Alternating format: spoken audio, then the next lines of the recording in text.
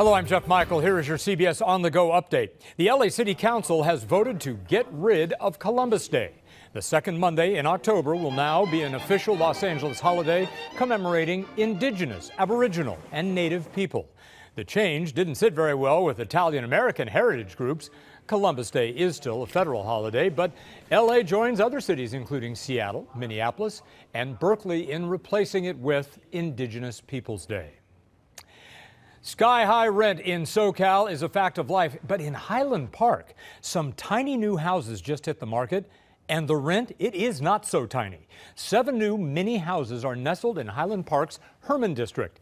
But the tiny stops at the price tag. 400 square feet of living space will set you back $1,800 a month. The tiny houses sit on the historic Monterey Park trailer site, so apartment and condo complexes are not allowed there. Now your CBS 2 travel forecast. Here's Garth Kemp. Yeah, good day, everybody. I want to take you around and show you what's happening throughout the area. First of all, for Southern California, we continue to be very, very hot out there. You can see to the south as we line you up down towards Cabo. If you're heading there, a little tropical disturbance continues down towards that area. But for us, it's all about the heat, some thunderstorms. Houston finally starting to dry out. We are watching to see if a disturbance is going to develop in the Gulf of Mexico next week. That could be yet again another problem. Meanwhile, up through the Tennessee Valley today, you can expect the rain from what was Harvey continuing to move up into the Tennessee Valley, and a line of thunderstorms associated with that moves through Atlanta. That could cause delays there. New York City doing pretty good. Minneapolis, Chicago, Toronto, no problems there. So for us, the heat is on 103 on Friday if you're sticking around town through the weekend. Not a huge drop at all. We're just going to stay hot through the extended valleys, 112 to 114, the Inland Empire 109, 110 on Friday, high deserts at 108, mountains with a chance of a thunderstorm. We do have a chance of a thunderstorm for the next 48 hours anywhere, Jeff,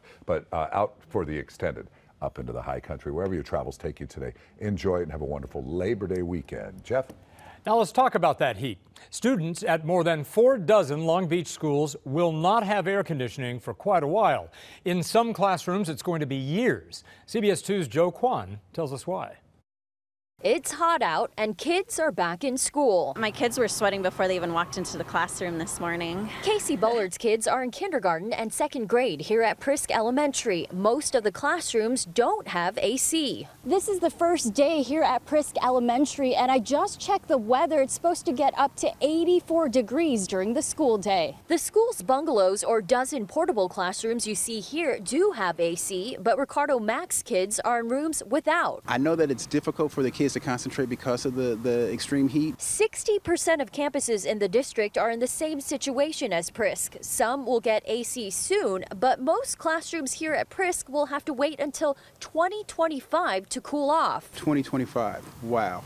That's a long time away. Long Beach Unified's Chris Eftahue says Prisk and 2 other schools are last on the list. Why? It has to do with our capacity to get so many projects up and running at the same time. Also, getting approvals from the Department of State Architect, that can take as long as a year. Andy says the bonds voters approved to pay for the projects can't be sold all at once. There is some relief from the heat in the meantime. We definitely have fans. And the windows and doors at Prisk will be open before kids arrive to let built-up heat escape. We ask for people's patience. We're going to get to you as quickly as we can. I wish there was a way they can expedite that. Stanford Middle School across the street will have AC installed in 2 years. In Long Beach, Joe Kwan, CBS 2 News.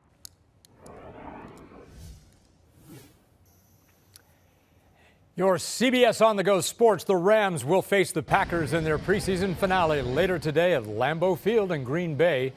The Rams starters, though, not going to play, so it's going to be up to the backup players to show the coaches what they can do. Got to make that final roster.